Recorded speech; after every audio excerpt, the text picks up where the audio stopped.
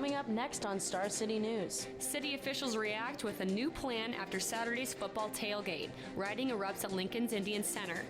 The war against ISIS militants escalates with U.S. bombing strikes deep inside Syria. And after an emotional win over the Miami Hurricanes, the Husker football team prepare for the season's first Big Ten opponent. All this and more up next on Star City News.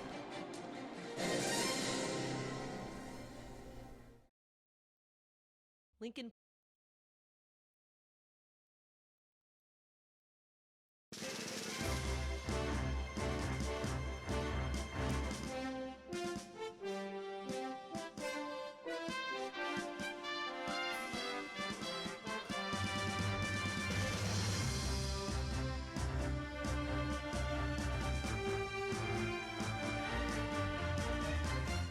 Live from the television studios of the College of Journalism and Mass Communications at the University of Nebraska-Lincoln, Star City News starts now.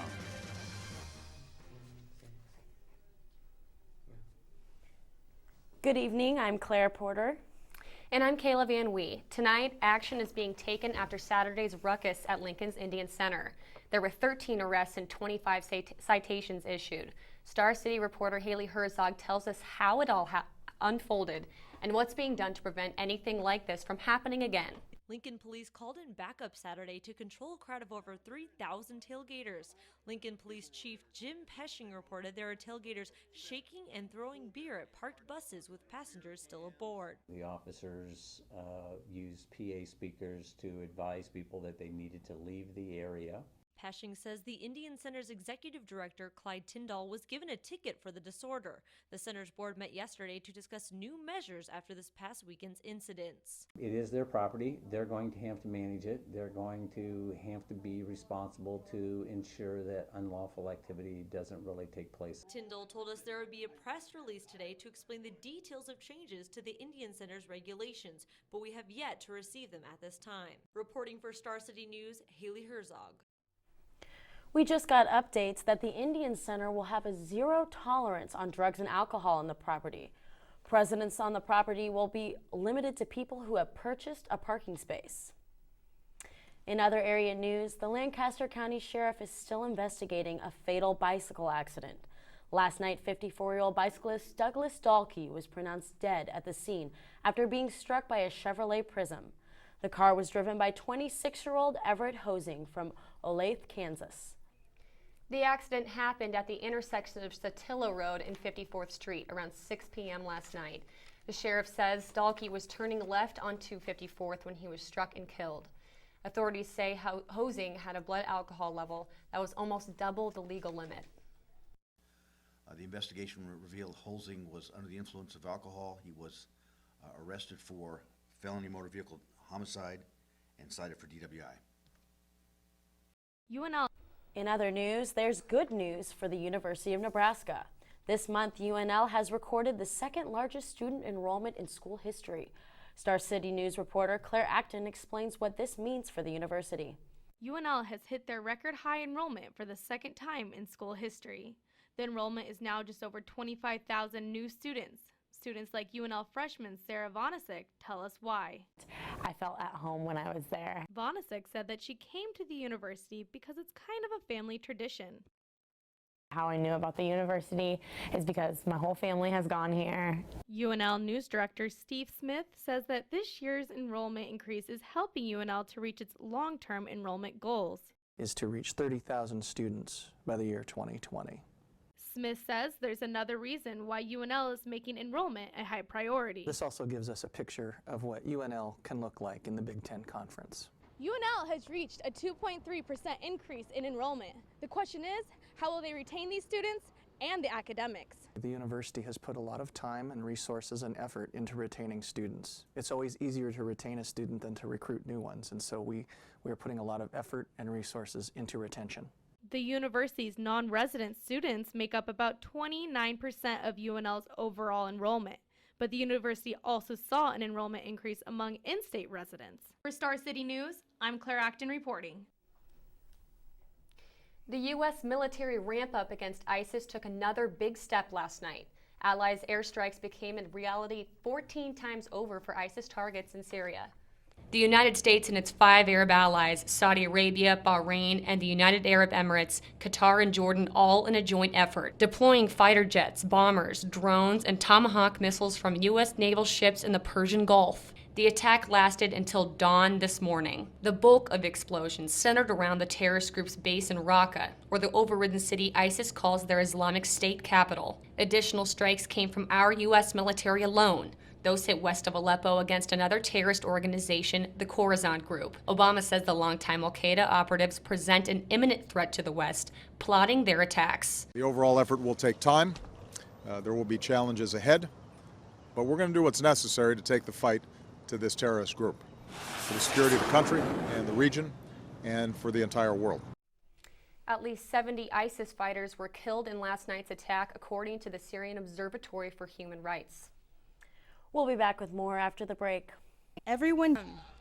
Star City News returns.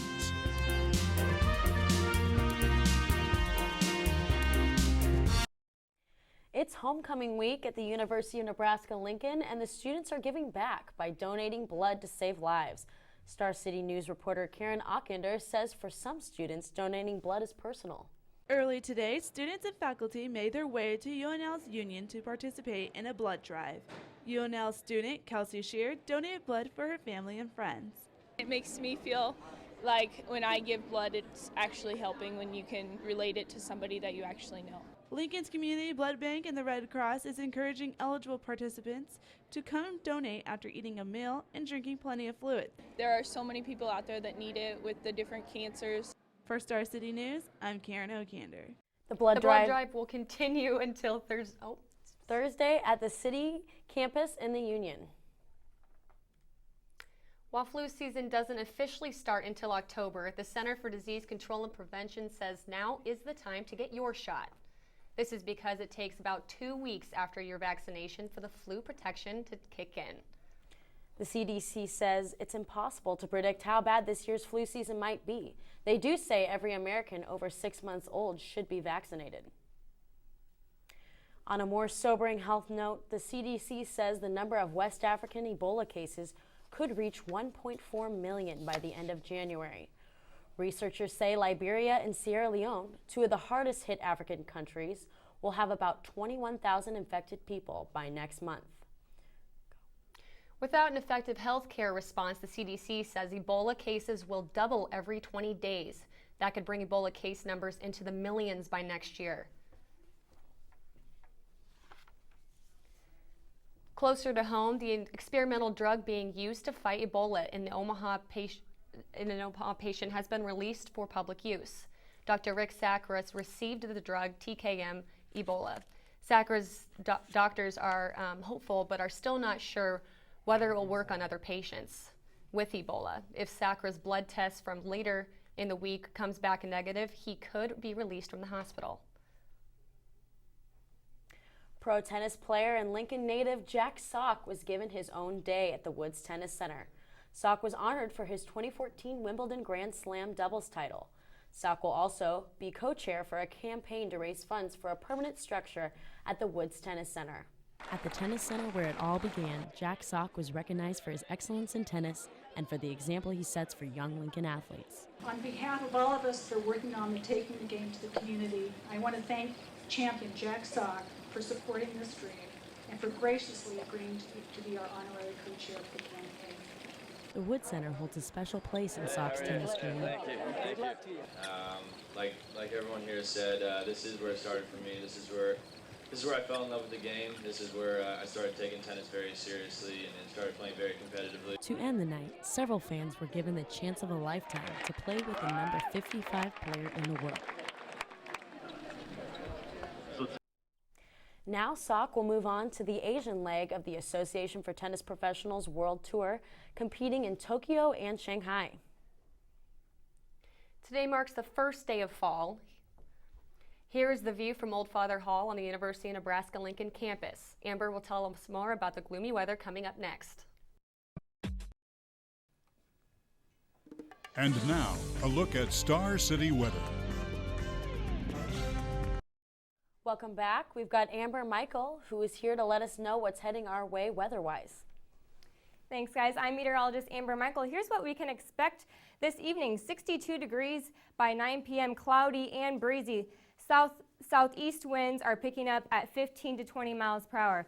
Although it did start last night, today was the first full day of fall. You see our temperature is 70 degrees. It was a little bit gloomy and rainy this morning, but we did make it up to 70. Looking at our current radar, we see a few storms to the south and as well to the northeast. Those should make their way off to the northeast, and we should get more in by this evening. Looking at our satellite, we do see clouds throughout most of eastern Nebraska, breaking up a little over this afternoon, but moving back in through today. Now looking at our current temperature, 64 degrees, overcast, and a little bit windy. South winds gusting up to 30 miles per hour, but sustained at 20 to 25 miles per hour. Current temperatures around the area, mostly in the 60s, fairly nice. 71 in Omaha, even warmer off to the west with 82 in North Platte. Tonight though, 53, a few showers in the morning around 4 or 5, and those should move out through the afternoon hours, but a southeast wind at 15 to 20 miles per hour. Over our next few hours, 63 by 6 p.m., 61 by 9, and then cooling down to 53 by 6 a.m. Again, you could see those showers between 4 and 5. Looking at our temperatures for the 7-day, 75 degrees on Wednesday for tomorrow, 20% chance of that morning shower, and then getting warmer as we go into the weekend. 80 on Friday and 79 on Saturday, so it should be fairly nice. A few clouds on both those days, but very, very nice. Sunday, 78 degrees, and then into the beginning of next week, 76 for Monday, 74 for Tuesday, and could see a few more chances for rain. For Star City News, I'm meteorologist Amber Michael. Sports will be back after the break. Off dance. We are back with Jack Grimsey in the latest in sports. The Huskers have been on a roll, haven't they, Jack? Yeah, they sure are. Another win for the Huskers improves their season record to 4-0 after beating old rivals Miami 41-31 on Saturday night.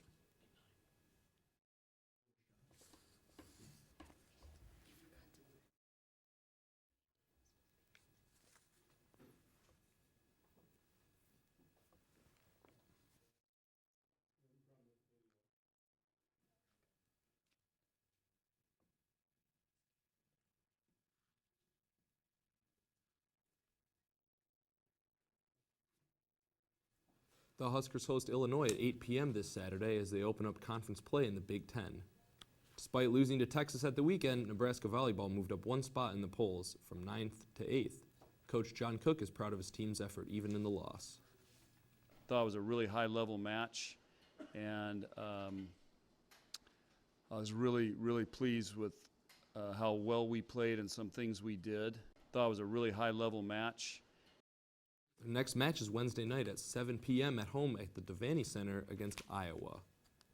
There's a new developmental football league starting this fall, and the Omaha Mammoths will be one of the country's 4 teams. The FXFL, or Fall Experimental Football League, aims to help train both younger players and prospective officials. Other teams are the Boston Brawlers, the Brooklyn Bolts, and the Florida Blacktips, who currently don't have a city or a stadium. The season starts 2 weeks from tomorrow on October 8th. It's crunch time in Kansas City as Major League Baseball season draws to a close. The AL Central contending Royals had to finish a game that started August 31st in Kansas City, suspended for weather in the bottom of the 10th inning with Cleveland leading 4-2. The game resumed last night in Cleveland before the first of a 3-game series between the teams, which will be crucial to the Royals' division hopes. A 2-out rally may have been on the cards for the Royals after Nori Aoki's single cut the deficit to 1. Jared Dyson pinch ran for Aoki and stole second, but it wasn't meant to be. Omar Infante was up to bat next. He popped up to short, and Scott Atchison recorded the save as the final score was 4-3. Looking to rebound and take the second game of the night, Danny Duffy was on the hill for the Royals. He didn't need much help from the bats, throwing 6 scoreless innings of work, but got a favor from the Indians' defense in the 5th inning. Alcides Escobar hit a ground ball to short that was too hot for Jose Ramirez to handle, giving KC a 2-0 lead they wouldn't surrender. Still in the 5th, Cleveland right fielder Tyler Holt robbed Lorenzo Cain of at least a double, ending the inning and keeping the game within reach. Kansas City closer Greg Holland recorded his 44th save of the year. Along with the Detroit Tigers' 2-0 loss to the White Sox last night, the Royals made up half a game in the AL Central. Even if they don't win the division, they've all but secured a wild card berth. That's all for Star City Sports. I'm Jack Grimsey. Stay tuned for more Star City news when we come back. Gas prices have down across the nation. This could be the cheapest fall for gas prices since 2010. GasBuddy.com claims the average price for a gallon of gas is $3.33. In the U.S., the price of gas fell 6 cents this past week, making it the 7th straight week the price has dropped. While gas prices are going down, the iPhone 6 sales are going up. 10 million of the latest iPhone 6 versions have already been sold. That's up 9 million from the iPhone 5. The record iPhone sales highlight the demand for larger phones in general. The screens have grown about half an inch from the iPhone 5. One research analyst predicts Apple will have record sales during the holiday season.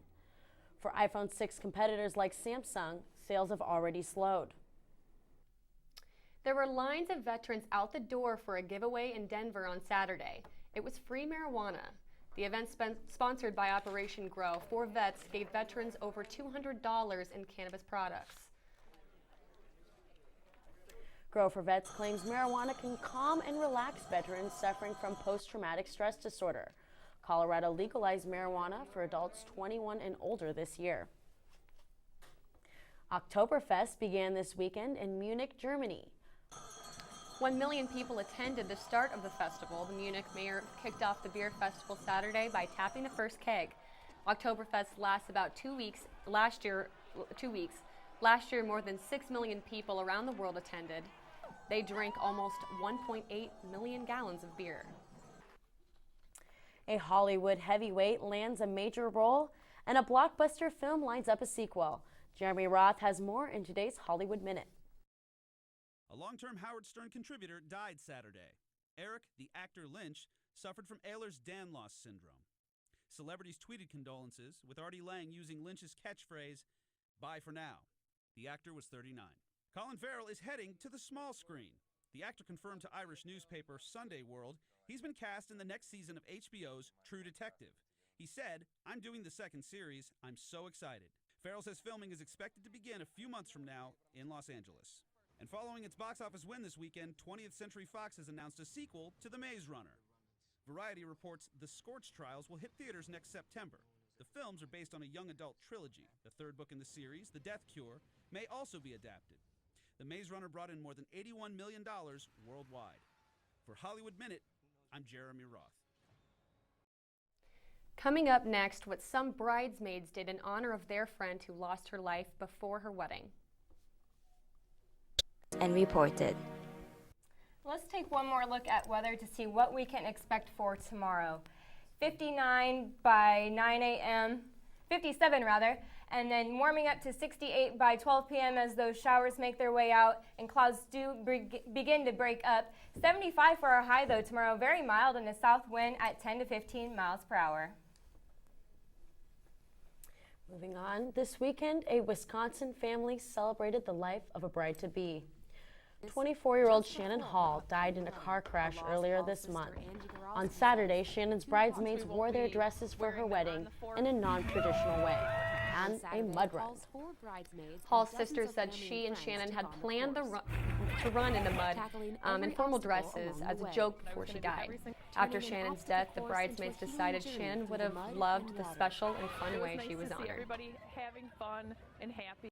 I know she's laughing, she's smiling. She's glad we did it. What a great way to remember a friend and family member. Thank you for being with us tonight. I'm Kayla Van Wee. And I'm Claire Porter. Good night.